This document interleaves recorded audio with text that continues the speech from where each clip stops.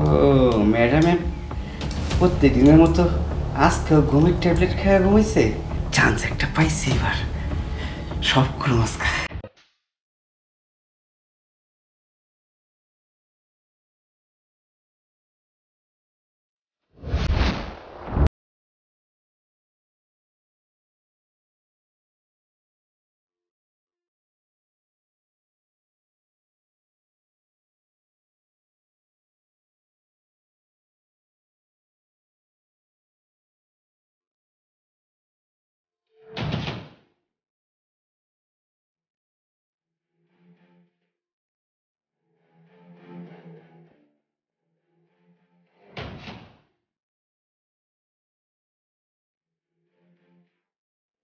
ও ম্যাডামে প্রত্যেকদিনের মতো আজকেও ঘুমের ট্যাবলেট খেয়ে ঘুমাইছে।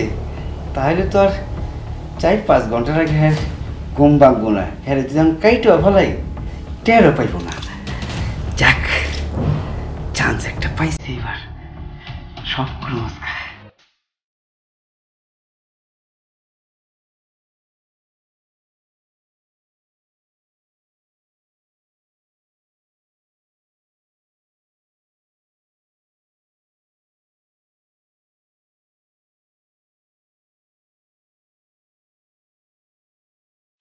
কত টাকা, কত টাকা!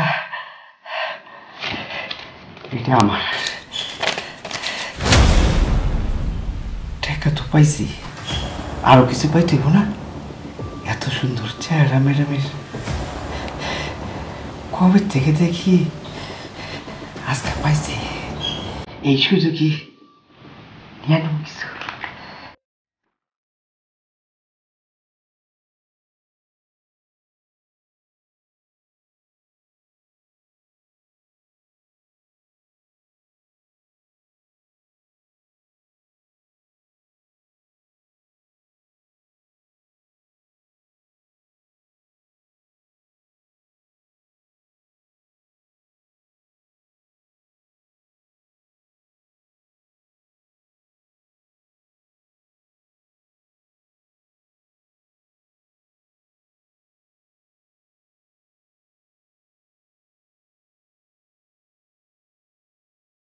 না, আমার টাকা তো পাই গেছি, দরকার নেই।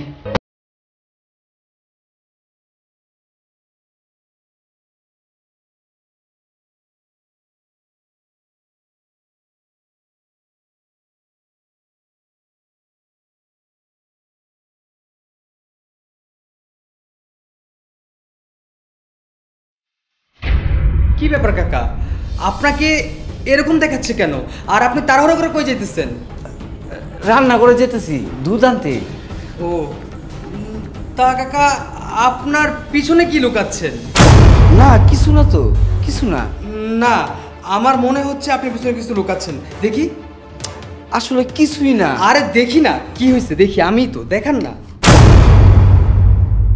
কি ব্যাপার কাকা, আপনার কাছে এত টাকা কোথা থেকে আসলো? এটা এটা আমার টাকা, আমার টাকাটা না হয় আপনার সেটা বুঝলাম, তার আগে আপনি আমাকে এইটা বলুন, আপনি এতগুলো টাকা কোথায় পেয়েছেন? এতগুলো টাকা সে কোথায় পেল সেটা না হয় আমিই বলি। আপনি না ওষুধ খেয়ে ঘুমিয়েছিলেন?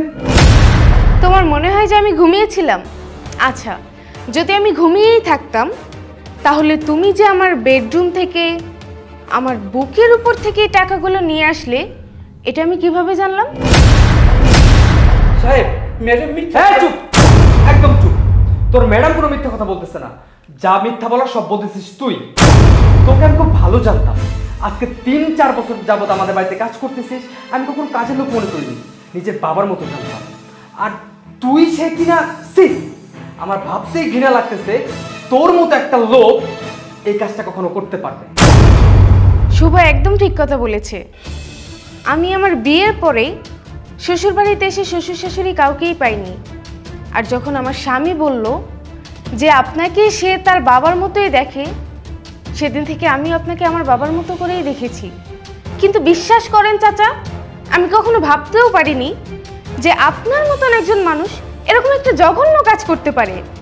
আপনার টাকার প্রয়োজন ছিল, আমাকে বলতে পারতেন, আমার স্বামীকে বলতে পারতেন, কিন্তু আপনি এমন একটা নিচু কাজ কিভাবে করলেন চাচা?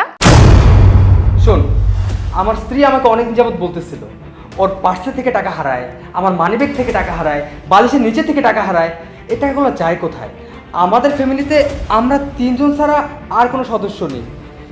আমার স্ত্রী তোর কথা আমাকে অনেকবার বলেছে, কিন্তু আমি কখনো বিশ্বাস করিনি। আমি ওকে সবসময় বলেছি তুই আমার বাবা সমতুল্য, আর তুই সে কিনা এই কাজটা করতে পারলি। সাহেব, মালকিন, আমি অনেক বড় ভুল করে ফেলেছি, আপনারা আমারে মাফ করে দেন স্যার। দেখ, তোকে আমি একটা কথা বলি, সেটা কান খুলে শুনে রাখ। তোকে অনেক বিশ্বাস করতাম, তোকে অনেক ভালো জানতাম, নিজেদের আপন করে রাখতাম, আর তুই সে কিনা আমাদের যে বিশ্বাসটা ভাঙছিস সেই বিশ্বাসটা কখনো জোর লাগাতে পারবি? হ্যাঁ, কখনো পারবি না। আর তার জন্যই তোর এই বাড়িতে আর কোনো ঠাঁই নেই। যা, তুই এই মুহূর্তে তোর জিনিসপত্র নিয়ে বের হয়ে যা। কি হলো, দাঁড়া আসিস কেন? জানিস না কেন? যা।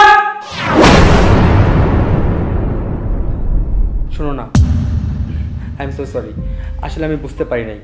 তুমি আমাকে অনেকবার ওনার কথা বলেছো, কি করব বলো? ওনাকে আমি এতটাই বিশ্বাস করতাম যে তোমার কথা আমার বিশ্বাস হতো না।